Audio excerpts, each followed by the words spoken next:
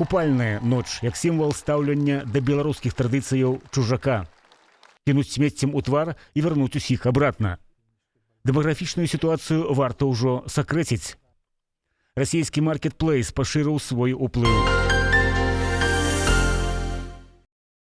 Лукашенко чарговы раз пацешыўся народнай любоўю, здзейсніўшы ваяж у Магілёўскую вобласць. Маршрут наведвання Магілёўскага наваколля і вобласці закончыўся прысутнасцю на адзначэнні купальня у Александрыі з адкрыццём кінатэатра пад адкрытым небам. Ідэя сцягнутая з прыкладу ЗША, дзе такі кінатэатр упершыню быў створаны 6 чэрвеня 1933 года.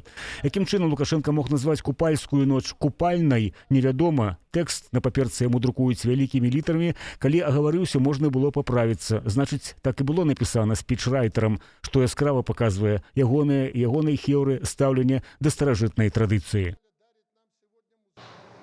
Негатива хватает, а душе нужен эмоциональный отдых. Поэтому я искренне желаю всем вам в этот праздничный июльский вечер на мгновение забыть о повседневных делах, тревогах, переживаниях и погрузиться в магию купальной ночи. У сваёй прамове Лукашенку неяк удалося пазбегнуць узгадвання беглых і 2020 года, але калі слухаць ягоныя быццам бы шчырыя словы, нельга не пракаментаваць тое, чым сапраўды напоўнена нутро хлуса.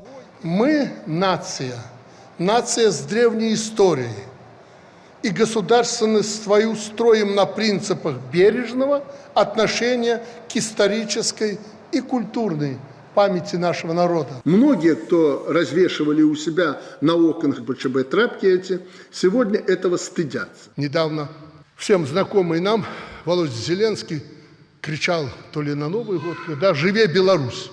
Ну, живе, естественно, живе.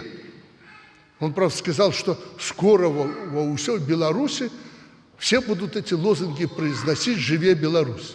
Он как будто намекал, что скоро у нас будет так, как в Украине. Я так подумал, услышав его, и думаю, не дай бог. Як і ранейшае, падчас гэтай паездкі разважання дыктатара пра неабходнасць будаўніцтва мясцовага музея, на ўзвязенне якога грошай шкадаваў. Откровенно, по-человечески вам скажу, когда мне предложили рассмотреть вопрос помощи в строительстве этого мемориала из бюджета союзного государства Беларуси и России, нашего союза, я долго колебался. Меня настораживало то, что у нас столько памятников в стране. Думаю, ну нам бы содержать их в порядке, что было. Но благодаря вам, когда губернатор Исаченко мне доложил, что народ поднялся для того, чтобы построить этот музей и привести в порядок этот комплекс, думаю, ну ладно, раз народ инициирует это, а это было так, значит и в порядке будете содержать. Я на это очень надеюсь. Музею шмат фізкультурна-аздараўленчых комплексаў і цэркваў, пра што ўзурпатар заяўляў раней, як і аб тым, што на іх утрыманне патрэбныя немалыя грошы. Не ўзгадаў толькі ні разу пра 20 ўласных рэзідэнцыяў, абслугоўванне якіх відавочна патрабуе значна большых выдаткаў.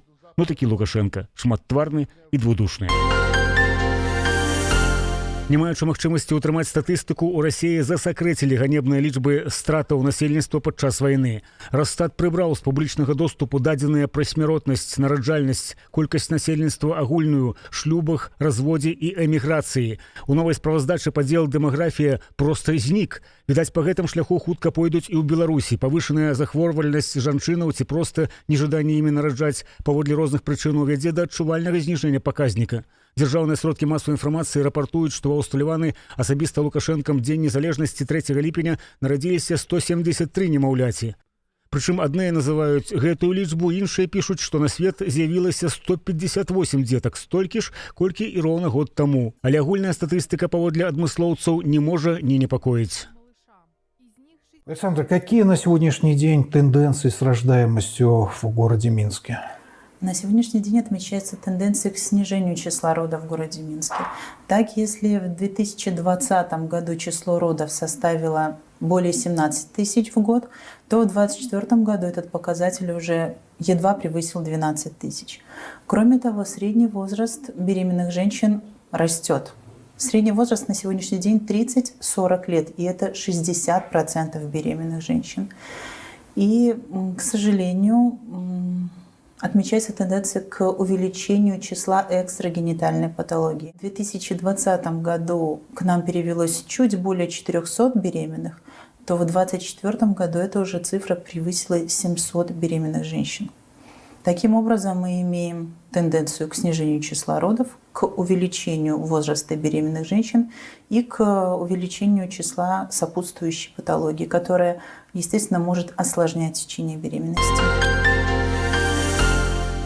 33-гадовы неадэкватны беларускі студэнт Евген Казанцаў, які ў час Warsaw East European Conference, яна праводзілася ў варшаўскім універсітэце, кінуў смецерку у выступаючага Паўла Латушку са словамі «здрайца», хацеў спаліць апазіцыянераў, цяпер вернецца ў логава лукашызму. У яго скончылася віза, таму ён такім чынам вырашыў, што атрымае ў Беларусі прызнанне рэжыму і не трэба будзе тлумачыцца перад камісіяй па памілаванні. Іншы беларускі неадэкват, дэпутат Гайдукевіч, падхапіў па-свойму гэтае здарэнне і параіў усім так рабіць, хто хоча бесхваробна вярнуцца. Как вернуться на родину с Польши, Литвы тем, кто переживает, что, может, что-то совершил и будет к ответственности привлечен, а в комиссию соответствующую обращаться не хочет. Вот идея, мысль возникла. Значит, сегодня человека, который кинул на днях в Латушку ведром пустым, ему дали штраф 1000 евро и за счет польской стороны депортируют в Минск. Вот что надо делать.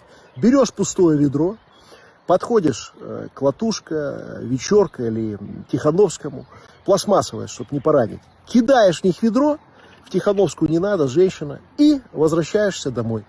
Я думаю, что даже этот поступок будет зачтен соответствующими органами при возвращении. Сам пацярпелы адрэагаваў на гэта таким чынам. В интервью журналисту «Реформ», насколько я помню, сказал, что моей целью было осуществить нападение на Латушка, в результате получить возможность безопасного возвращения на территорию Беларуси, то бишь не быть подвергнутым политико-мотивированному наказанию на территории Беларуси. Получается, что он достиг своей цели с минимальными затратами. Я вообще считаю, что с точки зрения практики, скорее всего, он даже штраф не заплатит. Его просто могут выдворить с территории Польши после совершения нападения с клеветы, и он достигает той цели. У Беларусі спачатку зразумела ў тэставым рэжыме і ў Менску ад 5 ліпеня пачаў працаваць сервіс таксі ад Wildberries. Першымі карыстальнікамі, як паведамілі ў офісе маркетплейса, сталі ягоныя кліенты. У аснове сервіса уласная навігацыйная сістэма, адмыслова распрацаваная самой кампаніяй. Любы кліент можа пакінуць заяўку і дачакацца сваёй чаргі.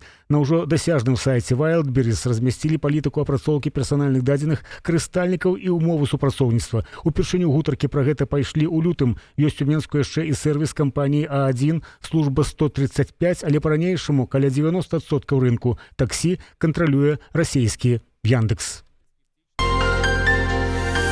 Нацыянальнае агентство па развіцці Лівіі ў межах арганізацыі пагаднення атрымала партыю сельскагаспадарчай тэхнікі з Беларусі. Гэта вынік 4-дзённага візіту прэм'ер-міністра краіны ў Менск напрыканцы чэрвеня, пачатку ліпеня, калі быў падпісаны шэраг пагадненняў у розных галінах, у тым ліку у сельскай гаспадарцы, ахове здароўя, прамысловасці, тэхнічнай адукацыі і надзвычайных сітуацыях. Дарэчы, аб працы беларускіх надзвычайных службаў. Іх прыйшлося выклікаць гаспадарам кватэры па вуліцы Будаўнічай у Лагойску, калі заўважылі ў сваім памяшканні змяюку.